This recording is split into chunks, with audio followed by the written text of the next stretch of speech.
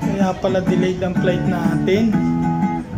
Ayan, naplatan yung ating eroplano mga kosa. Ayan o, hinihila ng maliit na truck yung ating eroplano. Ayan, kitang-kita nyo naman. Naplatan pala, kaya delayed ang flight natin. Ayan, Cebu pa. Kahit saan man magpunta, pag-ibig ko'y sa'yo lang. Wala nang hahanapin pa kung